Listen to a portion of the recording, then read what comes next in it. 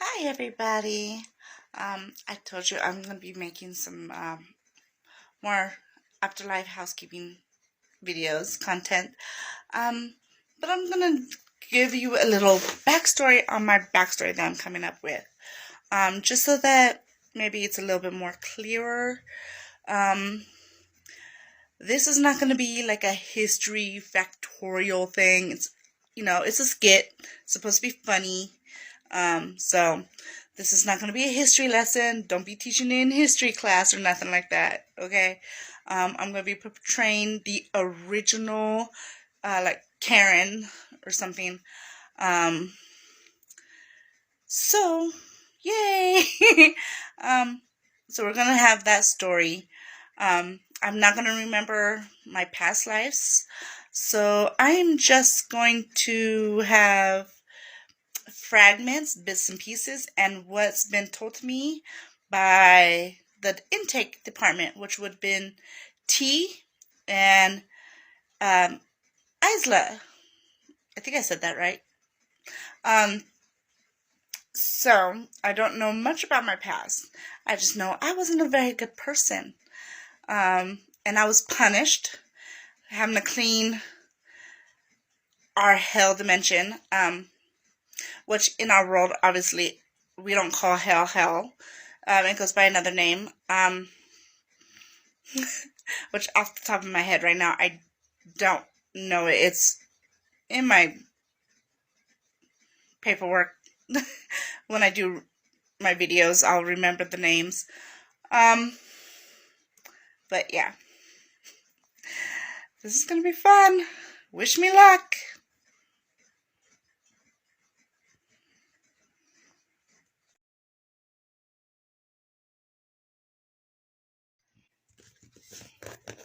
Hi, Connie. Hi, Kyle. What? Was I a Karen? Where'd you hear that from? Uh-huh. Uh-huh. Really? I see. So while cleaning the intake offices, you overheard Isla with a new Karen? She told the Karen did some bad things, but not as bad as me. Okay, I'm gonna have to give her a call later. Um, but so, yeah, since you asked, yeah, I am known as the first, the original, the one that started it all. Oh, you want to know what I did when I was alive to get the Karen title? And how I became the director of the housekeeping department? Yeah, I should have been punished, huh? And I became a director. You mean you don't know my story? Alright, well, let's get started. Well, for starters, I don't remember my life, my past lives, when I was alive, before entering the shadow realm. I get bits and pieces, fragments, images, but nothing much. All I can go by is what T, and later on, when I met her, Isla told me when I was processed through intake. All I know is that I wasn't a very nice person.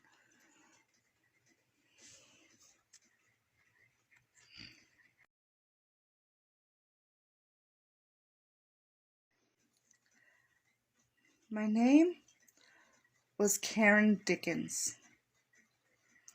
I don't know the year, but if I had to guess, I think it would have been around 2000 BCE. Based on the images and what I've been told about my actions, I guess I was a usual child from that time. I didn't come from money or anything. It was a simple time. We were simple people. We didn't have too much. Our clothes weren't designer, obviously. but we were simple people. My parents tried to give me everything I asked for, and they worked hard to do so too. So I guess I was a difficult child in that aspect. My parents tried their best, but if I didn't get what I wanted when I wanted, I threw a fit.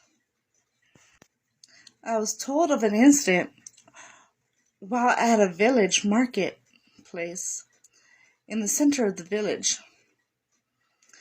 There was a village girl my age with a beautiful little hair clip, little headpiece. It had jewels in it. It was very pretty. So of course I wanted it. I had to have it because how dare somebody outdo me and have something better than me?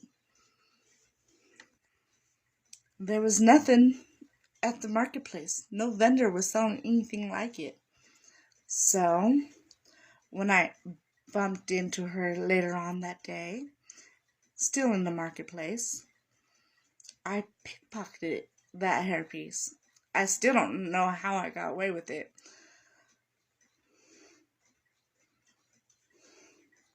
But that wasn't the only time or the last time I stole what I wanted. If I wanted something, I got it any way I knew how.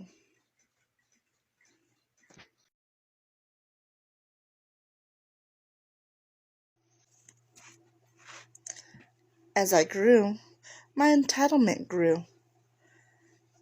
As an adult, I was less patient. When at the marketplace, I would shove and push people out of my way so I can get to the vendors so I can be served first. I would tell the vendors how they have cheap or inferior products and I shouldn't have to pay their high prices, and I would demand for discounts. One particular time, I screamed at a vendor who was selling whole coffee beans. He had the nerve to try to sell me whole beans. I told him I just wanted a tall cup of coffee while I shopped. He told me I had to ground my own beans and even brew it myself. The nerve! I told him I didn't have time for all that and that he could do it himself. I called him lazy and I wanted to talk to his boss. He told me that he was the grower of the beans and he harvested them himself, and so he was the boss. I huffed and threw the sack of beans at him and left. I lived my life that way till the day I wasn't alive anymore. I'm not sure how old I was or when I died. All I know is that when I was no longer alive, I found myself standing face to face with a reaper. I ran, but they caught me. With the wrestling, the reaper hood fell, showing their face. It was Angel. Yes, that Angel. Angel was a reaper there for a while. Angel tells me I am done with this world, but I still have work to do. I didn't know what Angel meant then. Angel brings me to intake, where I met T, and T processes me through, gave me my welcome papers, including my shadow code numbers. T tells me all of my Karen actions. She then has me escorted to be sentenced. I wasn't a very nice person, so I had to be sentenced. I was sentenced to clean Gehenna, or as you guys would know it, the underworld. I did that for 3,000 years.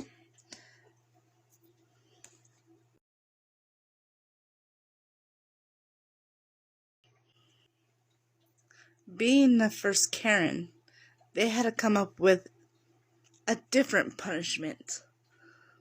So that's where they decided that cleaning the afterlife would be the punishment. So now every Karen that comes through, that is their punishment. So, after 3,000 years of cleaning the Shadow Realm, I became very good at my job. The person who sentenced me heard how good I was at my job and how I've changed and been better. So they decided to promote me to the Director of Housekeeping.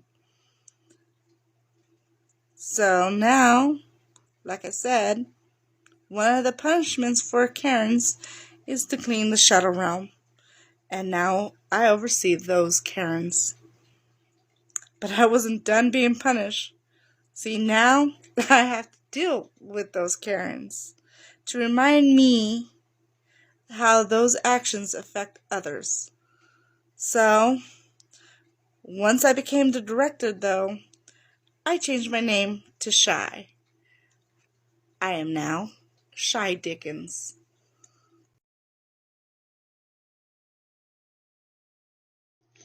So, yeah, that's the story of how I got here.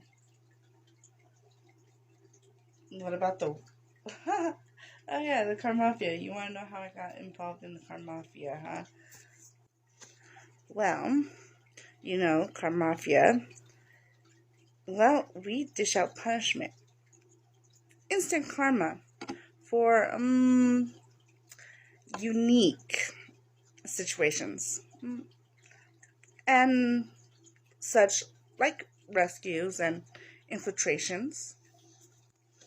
Like I told you before when I asked you guys to join me, number one rule about Karmafias: we don't talk about Karmafia. No, no, no. We don't talk about Karmafia.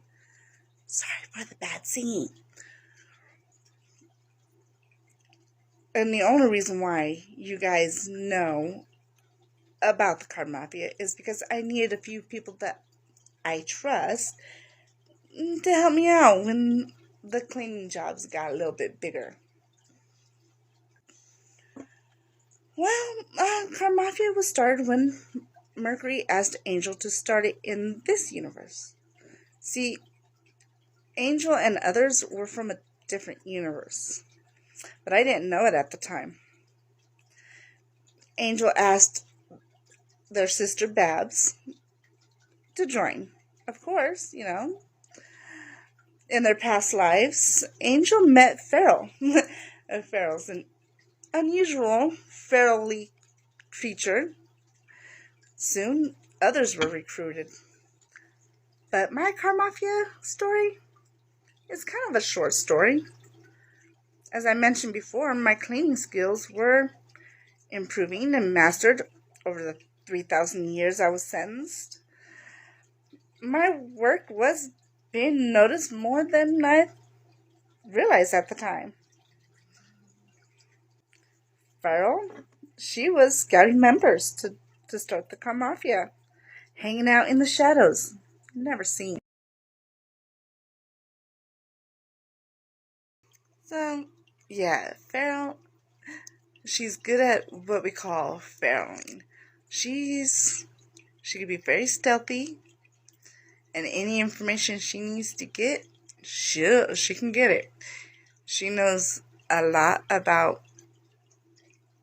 everybody, and if she doesn't, she can get the information. So, with her scouting potential recruits, she goes back to Angel and Babs, and they discuss whether or not they want to be recruited. Feral's information is quite useful, obviously.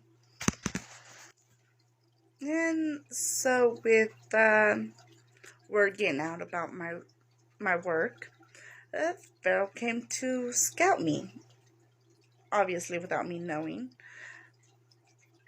She knew Karmafia could use a cleaner, so she reported back to Angel. And Angel, being an oracle in a past life, she had images of me being a cleaner for the Karmafia. That's what she meant when she said that I was done with this life, but I still had work to do. It wasn't my punishment she was talking about. So, with Pharaoh's information and Angel's oracle insight, Angel, Pharaoh, and Babs agreed to recruit me. And then one day, the phone rang. It was Babs with an offer I just couldn't refuse. It was for a job that was, well, bigger than any job that I've done before and needed my special skills. I had to do a cleanup on a big fight. I still don't know the details of what happened. As I learned early on, we don't ask questions. It's on a need-to-know basis. So I just did my job, and that's how I was recruited into Karmafia.